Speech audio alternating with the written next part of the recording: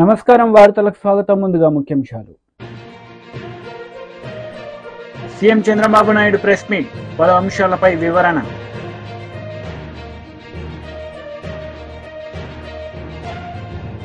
మాజీ CM Jaganmohan Reddy press meet, CM Chandrababu నాయుడుపై fire. TDP అధినేత నారా చంద్రబాబు నాయుడు ప్రెస్ మీట్ నిర్వహించారు. ఈ సందర్భంగా పలు అంశాలపై ఆయన మాట్లాడారు. నియమాల్ని నిబంధనల్ని తప్పకుండా ఉల్లంఘించకుండా పాటించడం అంటే మీరు వేరే మతాల్ని గౌరవించినట్టు. అట్లా కాకుండా నేను ఎప్పుడు ఇంతవరకు ఎవరు అడగలేదు, ఇప్పుడు ఎవరు అడుగుతారు నన్ను, ఇది కరెక్ట్ కాదు. అందుకని ఈరోజు నేను అడుగుతున్నా, మీకు గౌరవం ఉంది, మీరే ఒప్పుకుంటున్నారు, నేను బైబిల్ చదువుకుంటాను. నువ్వు బైబిల్ చదువుకున్నప్పుడు నువ్వు యాక్సెప్ట్ చేస్తున్నావు. యాక్సెప్ట్ చేసినప్పుడు తప్పు లేదు దాంట్లో. ఎందుకు ఇంట్లో రూమ్ అనేది చదవాలి, బయట కూడా చదువుకోవచ్చు. బట్ ఐఎమ్ సేయింగ్ ఎందుకు చర్చకి పోకూడదు? I'm asking straight question, don't mistake me. రాష్ట్రంలో ఉండే ప్రజలందరూ ఆలోచించాలి. నేను హిందూని, వెంకటేశ్వర స్వామి దగ్గరికి పోతాను, నేను ఓపెన్గానే పూజలు చేస్తాను. అదే మరి చర్చికి పోతాను, వాళ్ళ నియమాల్ని నిబంధనల్ని పాటిస్తాను. మసీదుకు పోతాను, వాళ్ళు గౌరవిస్తాను. మత సామరస్యాన్ని కాపాడుతాం, సొంత మతాన్ని ఆచరిస్తాం. There is nothing wrong in it. Why should we hide? ఎందుకు దాచిపెట్టుకోవాల్సి? నేను లోపల ఏం చదవాలి? You can read outside, nothing wrong. నేను తప్పుపడడం లేదు. కానీ లోపల మాత్రం చేస్తాను, బయట మాత్రం చేయను, నాది మానవత్వం అని మాట్లాడుతున్నాను. నేను మానవత్వం ఏంటి? మత సామరస్యాన్ని కాపాడడం మానవత్వం కాదు. మీరేమంటున్నారు? నేను ఎప్పుడో చెప్పాను, ప్యాబ్లో ఎస్కోబార్ అని. ఆ లీలల వల్ల, చేసిన అరాచకాల వల్ల ఒక్కొక్కటే బయట వస్తా ఉంటే ఇవి కూడా జరుగుతాయా అని మీకు ఆశ్చర్యం లేదు? కంపేర్ చేసుకోండి. ఎస్కోబార్కి ఇది డిఫరెన్సెస్. ఈ మధ్య జరిగినటువంటి ఆల్ సంఘటనలు, ఇంకా జరగబోయే సంఘటన కూడా మీరు చూసుకుంటే అవే జరుగుతున్నాయి. దాన్ని పెద్ద ఇది చేస్తూ ముందుకు మాట్లాడుతున్నారు. అదే మాదిరిగా పదే చెప్పిన అబద్ధాన్ని తిప్పి చెప్పడం, పేపర్లో రాయడం, టీవీలో చూపించడం, బ్లూ మీడియాలో అదే ప్రచారం చేయడం. ఇక్కడ కల్తీనే జరగలేదు అంటాడు. కల్తీని జరగలేదు అంటూనే ఈవో చెప్పాడంటాడు జరగలేదని. ఈవో పదే చెప్పాడు. ఏదైతే ఆ కంపెనీ ఉందో, ఏఆర్ కంపెనీ, ఏఆర్ డైరీ, ఆ డైరీ 8 ట్యాంకర్లు పంపించింది. 4 ట్యాంకర్లు కన్జ్యూమ్ చేశారు.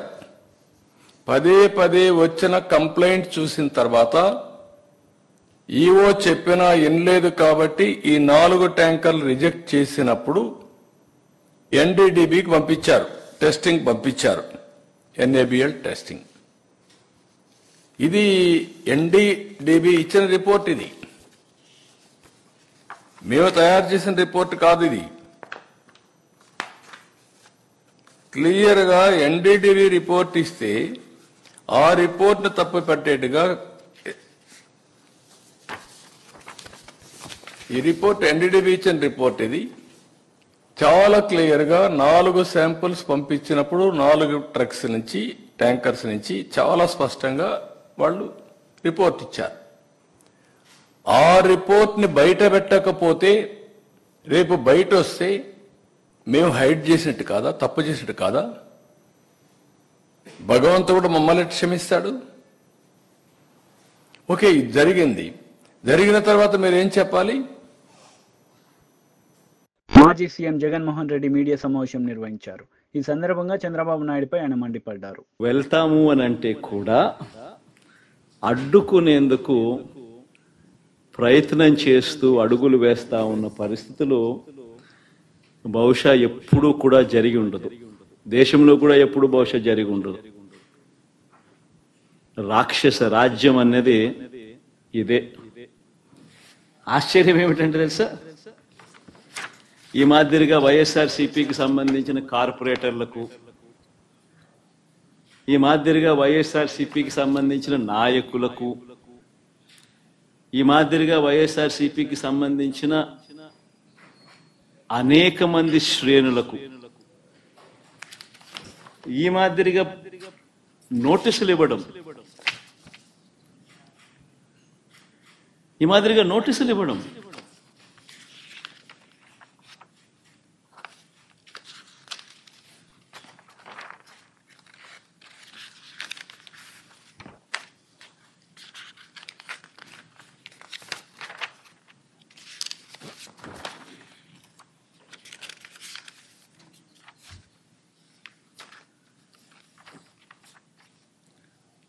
నోటీసులో ఏమని రాస్తారు?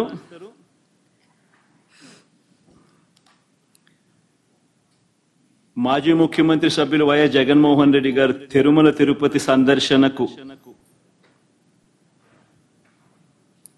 సందర్శన ఉన్నందున సదరు కార్యక్రమానికి అనుమతి లేనందున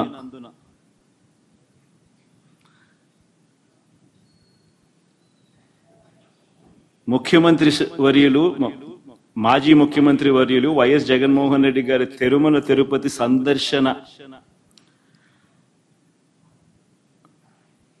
సందర్శనకు సదరు కార్యక్రమానికి అనుమతి లేనందున మీ ఆధ్వర్యంలో కార్యకర్తలతో మరియు మీ సొంత వాహనాలలో బయలుదేరి తిరుపతికి చేరుకుని వారు నిర్వహించే కార్యక్రమంలో పాల్గొంటారని సమాచారం.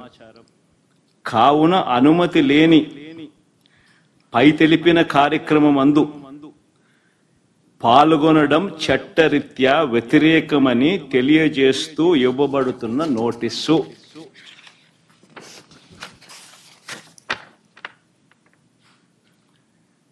ఒక రాష్ట్ర మాజీ ముఖ్యమంత్రి జగన్మోహన్ రెడ్డి అనే వ్యక్తి, ఒక రాష్ట్ర మాజీ ముఖ్యమంత్రి అయిన జగన్మోహన్ రెడ్డికి తిరుమల తిరుపతి దేవస్థానంలో దేవుడిని దర్శించుకునేందుకు వెళ్తాను అనంటే, వెళుతున్న నేపథ్యంలో మీకు పర్మిషన్ లేదు,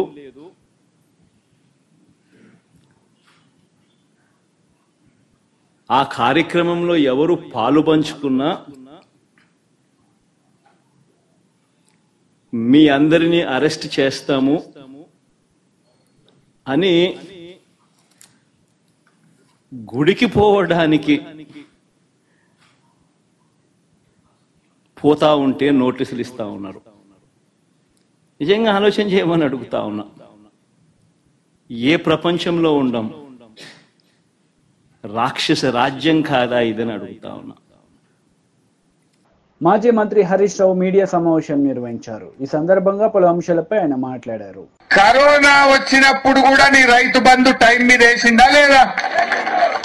కరోనా కష్టకాలంలో కూడా గవర్నమెంట్ ఆమ్దాన్ లేకపోతే మంత్రుల జీతాలు బంద్ పెట్టిండు, ఎమ్మెల్యేల జీతాలు బంద్ పెట్టిండు, ఉద్యోగస్తులకు సగం జీతం ఇచ్చిండు, రైతులకు మాత్రం 5,000 రూపాయలు రైతు బంధు ఇచ్చిండు.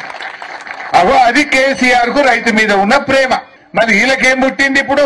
ఏం కరోనా లేదు, ఏమి లేదు, ఉన్నదా ఇప్పుడు? మరి ఇప్పుడు ఎందుకు వస్తలేదు రైతు బంధు? కేసీఆర్ ఉండగా నాట్లు పడే వరకు మీ ఫోన్లన్నీ టింగు టింగున మోగినాయా లేవా?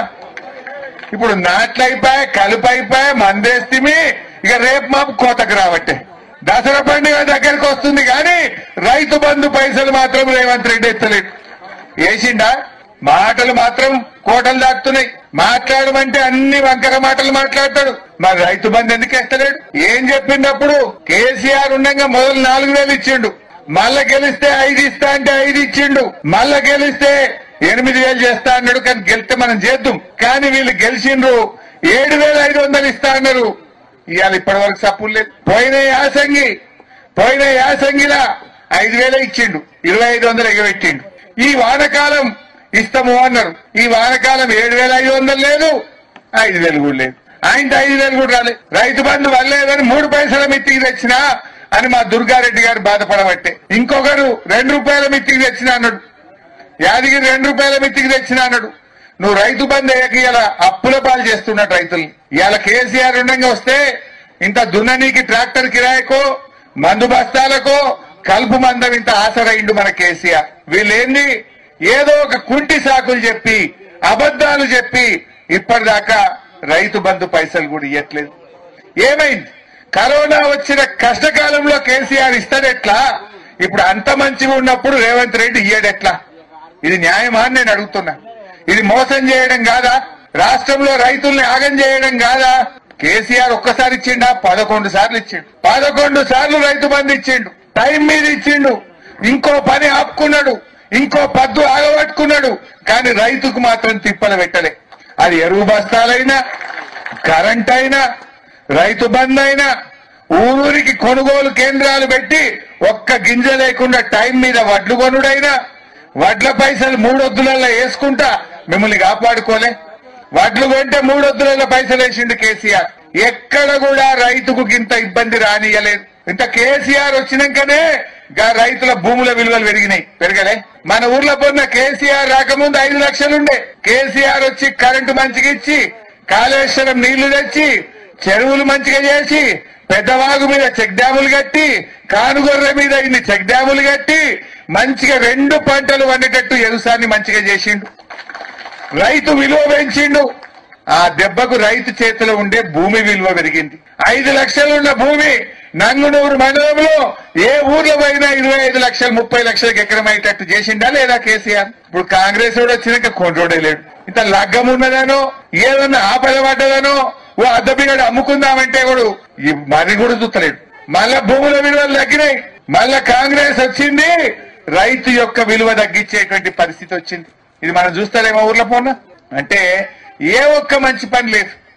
బీజేపీ మహిళా లీడర్ ప్రెస్ మీట్ నిర్వహించారు. ఈ సందర్భంగా పలు అంశాలపై ఆమె మాట్లాడారు. రూల్ అనేది అందరికి ఒకటే రూల్ ఉండాలి. కొందరికి ఒకలాగా అనేటటువంటిది కరెక్ట్ కాదు. చెరువులు హైదరాబాద్లో అనేకమైన చెరువులు ఉన్నాయి. మరి ఆ చెరువులలో కబ్జాలు అయిపోయిన ఏళ్ల నుంచి ఇప్పుడు ఆ చెరువులన్నీ కూడా ఇప్పుడు అక్కడ ఉన్నటువంటి కట్టాలను కూడా ఊలగొడతారా? ఏ రకమైనటువంటి నిర్ణయం తీసుకోబోతున్నది రాష్ట్ర ప్రభుత్వం?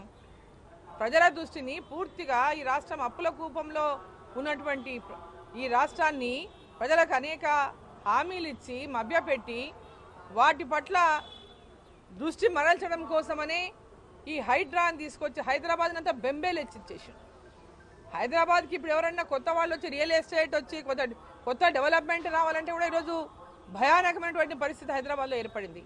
హైదరాబాద్ యొక్క అభివృద్ధే ప్రశ్నార్థకంగా మారిపోయింది. ఇవాళ హైదరాబాద్కి రావాలా ఎవరైనా కొత్తగా అంటే ఏం జరుగుతుందో ఏందో ఉన్న భవనాలు ఉంటాయా పోతాయనేటటువంటి పరిస్థితి ఏర్పడింది. ఒక భయానక వాతావరణాన్ని అలా హైదరాబాద్లో సృష్టించింది ఇప్పుడు ఉన్నటువంటి ప్రభుత్వం. హైడ్రా అనేది కేవలం హడలెత్తించి భయపడి వాళ్లకు సంచులు తీసుకొచ్చి ఇచ్చేయాలి, రేపు రాబోయేటటువంటి ఎన్నికల్లో ఆ సంచులను పైన ఉన్న వాళ్ళ పార్టీకి మోయాలని ఈ హైడ్రాని తీసుకొచ్చిండ్రు. అంతకంటే వేరే లక్ష్యం ఏం జిల్లా కనబడతలేదు. కేవలం ఈరోజు టోటల్గా చూసుకుంటే కనుక ప్రధానంగా అధికారంలో ఉన్నటువంటి రాష్ట్రాలు ఏమైనా ఉంటే పక్కన కర్ణాటక, తర్వాత తెలంగాణ. ఇక్కడి నుంచే ఢిల్లీకి సంచులు పోవాలి. ఇక్కడి నుంచే వాళ్ళ కాంగ్రెస్ పార్టీని రేపు పొద్దున అన్ని రాష్ట్రాల్లో ఎన్నికల్లో గెలవడానికి నిధులు కావాలంటే ఇక్కడి నుంచి వాళ్ళు సమకూర్చాలి. దాంట్లో భాగంగానే ఇవాళ బాదరాగా కొన్ని ప్రాజెక్టులకు వాళ్ళకి కావాల్సిన వాళ్ళకు టెండర్లు లోపలే ఇచ్చుకోవడము, లోపలనే వాళ్లకు ఆ ప్రాజెక్టును కట్టబెట్టడము. కేసీఆర్ టీఆర్ఎస్ ప్రభుత్వానికి మించినటువంటి అవినీతిని ఇప్పుడున్నట్టు రాష్ట్ర ప్రభుత్వం చేస్తూ ఉంది. అంతకు మించినటువంటి అవినీతి ప్రయాణాన్ని ఈరోజు కాంగ్రెస్ పార్టీ చేస్తూ ఉంది. సో కాంగ్రెస్ పార్టీ ఇవాళ చేస్తున్నటువంటి అభివృద్ధి పేరిట దోస్తున్నటువంటి దోపిడీలే కానీ, ఒక పక్క పేదవాళ్ళకి ఇవ్వాల్సిన పథకాల పట్ల ఇప్పటిదాకా లేదు, రైతులకు ఇవ్వాల్సిన పథకాల పట్ల ఇప్పటిదాకా లేదు, చొరవలేదు. కానీ అమాంతరంగా అడ్డగోలుగా వాళ్ళ బంధువులకు టెండర్లు కట్టబెట్టడము, ప్రాజెక్టులు ఇవ్వడము, కొత్త ప్రాజెక్టులకు టెండర్లు వాళ్ళకి కావాల్సిన వాళ్ళకు అనునాయులకు ఇచ్చుకోవడము, వాళ్ళ పార్టీలు ఉన్నటువంటి వాళ్ళకి ఇచ్చుకోవడము, వాళ్ళకు మద్దతు ఇచ్చినట్టు వాళ్ళకి ఎన్నికల్లో సపోర్ట్ చేసిన వాళ్ళకి ఇచ్చుకోవడము. ఇవన్నీ చూస్తే మరి ఆనాడు మాట్లాడినటువంటి మాటలు ఈనాడు ఏమైనా అడుగుతున్నా Congress party. YCP leader Ambati Rambabu media సమావేశం నిర్వహించారు. ఈ సందర్భంగా పలు అంశాలపై ఆయన మాట్లాడారు. ఇక్కడే కూర్చొని జగన్మోహన్ రెడ్డి గారిని మేము అడ్డుకుంటాం, కొండ మీదకి ఎలా వెళ్తాడు అనేటువంటి మాట. తెలుగుదేశం మాట కూడా ఇదే మాట, అక్కడ ఉన్నటువంటి నాయకులు. ఇక చూస్తే పోలీసు వారు ఏంటంటే, జనరల్గా నేను ఎప్పుడు ఇంత విచిత్రమైనటువంటి పరిస్థితిని నేను తిరుమలలో చూడలా, రాష్ట్ర వ్యాప్తంగా కూడా చూడలా. ఏదైనా ఒక ఆందోళన జరుగుతున్నప్పుడు ఆ ఆందోళనని కట్టడి చేయటం కోసం నోటీసులు ఇస్తారు. ఇక్కడ ఆందోళన ఏముంది? జగన్మోహన్ రెడ్డి గారు దైవ దర్శనానికి వెళ్తున్నాడు, ఆయన కూడా ఒక 6-7 కలిసి వెళ్తున్నారు. It is an official announcement. మీరందరూ రావడానికి వీల్లేదని ఎక్కడో రాయలసీమలో ఉన్న వారికి నోటీసులు ఇచ్చే కార్యక్రమం చేస్తున్నారు. మా ఎంపీ జనరల్గా ఉంటారు, తిరుమల ఎంపీ గురుమూర్తి గారు వైఎస్ఆర్ కాంగ్రెస్ పార్టీ నుంచి గెలుపొందినటువంటి వ్యక్తి. ఆయన జగన్మోహన్ రెడ్డి గారు వచ్చినప్పుడు పార్టీ అధ్యక్షుడు కాబట్టి ఆయన కూడా అకంపెనీ అవ్వచ్చు. ఆయనకి నోటీస్ ఇచ్చారు, నువ్వు రావడానికి వీల్లేదు, జగన్మోహన్ రెడ్డి గారు వస్తున్న సందర్భంలో మీరెవరు కూడా కనబడడానికి వీల్లేదు అనేటువంటి మాట ఆయన చెప్తారు. దీనిలో చిత్రం ఏంటంటే, ఈ నోటీస్ చదువుతాను, పోలీస్ నోటీస్. 27/9/24 తేదీన మాజీ ముఖ్యమంత్రి వర్యులు వైఎస్ జగన్మోహన్ రెడ్డి గారు తిరుమల తిరుపతి సందర్శన ఉన్నందున సదరు కార్యక్రమానికి అనుమతి లేదని మీ ఆధ్వర్యంలో కార్యకర్తలతో మరియు మీ సొంత వాహనాలతో బయలుదేరి తిరుపతికి చేరుకుని వారు నిర్వహించే కార్యక్రమంలో పాల్గొంటారని సమాచారం. ఇది మాకు సంబంధించినటువంటి ఒక లెటర్కి ఇచ్చినటువంటిది. ఏంటి? మాజీ ముఖ్యమంత్రి వర్యులు వైఎస్ జగన్మోహన్ రెడ్డి గారు తిరుమల తిరుపతి సందర్శన ఉన్నందున సదరు కార్యక్రమానికి అనుమతి లేదంట. ఇది ఎక్కడ కూడా అండి, నాకు అర్థం కాలేదు. శ్రీ శ్రీ శ్రీ శ్రీ శ్రీ వెంకటేశ్వర స్వామిని మాజీ ముఖ్యమంత్రి గారు సందర్శించడానికి ఎవరి అనుమతి కావాలి? పోలీసు వారి అనుమతి కావాలా? నేను తిరుపతి వెళ్ళాలనుకున్నాను, ఎవరి అనుమతి కావాలి? నా మనసు అనుమతి కావాలి, భగవంతుడు అనుమతి కావాలి. అనుమతి లేనందున జగన్మోహన్ రెడ్డి గారు అనుమతి లేనందున మేము దాన్ని మీరెవరు రావడానికి వీల్లేదు అనేటువంటి మాట. పోలీసు వారి అనుమతి, శ్రీ వెంకటేశ్వర స్వామిని సందర్శించుకోవడానికి పోలీసు వారి అనుమతి అవసరమా? ఎప్పుడైనా ఉందా? టీడీపీ లీడర్ మీడియా సమావేశం నిర్వహించారు. ఈ సందర్భంగా పలు అంశాలపై ఆయన మాట్లాడారు. ఇదే విధంగా ఒక్కసారి ఈ ప్రాజెక్టులన్నీ కూడా నిర్వహణ చేతకాక, శ్రీశైలం కానీ నాగార్జున సాగర్ ప్రాజెక్టులు కానీ మేజర్ ప్రాజెక్టులైన ఈ ప్రాజెక్టులు చేతకాక కేంద్ర ప్రభుత్వ ఆధీనంలోకి తీసుకుపోయే పరిస్థితి వచ్చింది. రాయలసీమకు ముఖ్యంగా నీటిపారుదల వ్యవస్థలో గత 5 సంవత్సరాల్లో పూర్తిగా రాష్ట్ర ప్రభుత్వం 5 సంవత్సరాల నిర్లక్ష్యం వహించిన మాట పూర్తిగా వాస్తవం. ఎందుకంటే శ్రీశైలం ప్రాజెక్టు నుంచి ఏదైతే నీటిపారుదల వ్యవస్థ మొదలవుతుందో అక్కడే పూర్తిగా అస్తవ్యస్తమైన నీటిపారుదల నిర్వహణను చేసి గత ప్రభుత్వం పూర్తిగా రాయలసీమను నిర్లక్ష్యం చేసిన మాట వాస్తవం అని చెప్పి ప్రజలకు తెలియాల. రాయలసీమ అంటాడు, కడప జిల్లా నా సొంతగా ఊరంటాడు. రాయలసీమలోనే నిలిచిపోయిన గాలేరు నగర్ ప్రాజెక్టులు కానీ, హంద్రీనీవా ప్రాజెక్టులు కానీ, మిగిలిపోయిన తెలుగంగ ప్రాజెక్టులలో కానీ ఎక్కడా కూడా ఒక్క రూపాయి కూడా ఖర్చు పెట్టకుండా ఎక్కడ ప్రాజెక్టులు వేసిన గొంగలు అక్కడే నిలిచిపోయిన పరిస్థితిని కూడా మనం చూస్తూ ఉన్నాం. రాయలసీమలో హంద్రీనీవాకు గత ప్రభుత్వం, తెలుగుదేశం ప్రభుత్వం 2014 నుంచి 19 వరకు దాదాపు 4,182 కోట్లు ఖర్చు చేస్తే ఈ జగన్మోహన్ రెడ్డి గారి ప్రభుత్వం వచ్చిన తర్వాత కేవలం 515 కోట్లు ఖర్చు పెట్టి 3,000 క్యూసెక్కుల పైన నీళ్లు పోవాల్సి ఉన్న కాలువల్లో కనీసం 1,500 క్యూసెక్లు కూడా పోలేని పరిస్థితికి తీసుకొచ్చినాడు. అదేవిధంగా రాయలసీమ దుర్భిక్ష మిషన్ అని చెప్పి 33,800 కోట్లతో భారీ ప్రాజెక్టులను టెండర్లు పిలిచి కనీసం దాని ప్రారంభానికి కూడా నోచుకోలేని పరిస్థితికి జగన్మోహన్ రెడ్డి గారి ప్రభుత్వం చేసింది. ఉత్తుత్త హడావిడంతా చేసేసింది. కడప జిల్లాలో కూడా దాదాపు 12,000 కోట్లతో జీవోలు ఇష్యూ చేసి ఏ జీవోలో కూడా ఏ పూర్తి చేసిన ఒక్క పని కూడా పూర్తి చేయలేని పరిస్థితిలో, మొదలుగాని పరిస్థితిలో ఉంది కడప జిల్లాలో కూడా.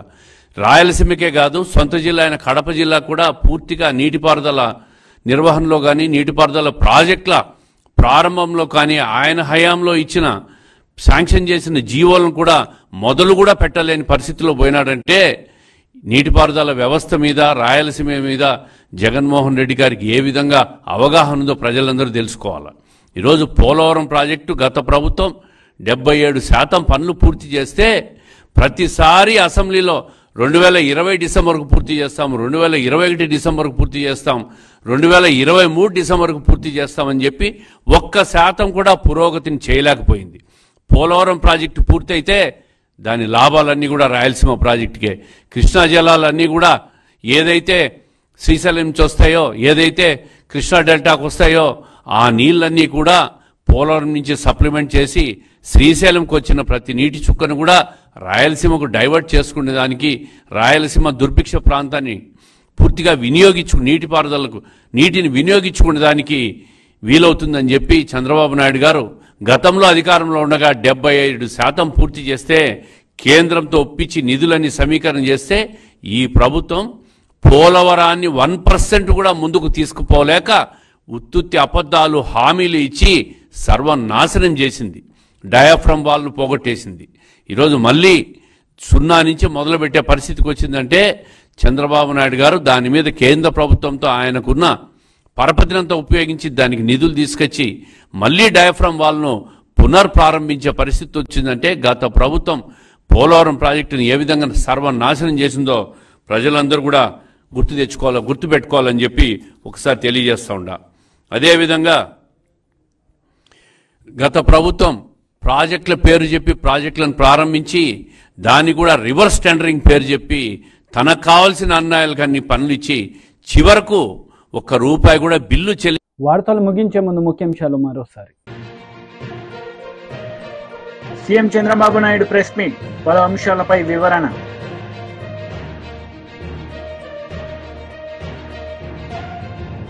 మాజీ CM Jaganmohan Reddy press meet, CM Chandrababu నాయుడుపై ఫైర్. ఈ వార్తలు ఇంతటితో సమాప్తం. తిరిగి ప్రసారమయ్యే వార్తల్లో మళ్ళీ కలుద్దాం. అంతవరకు సెలవు. నమస్తే.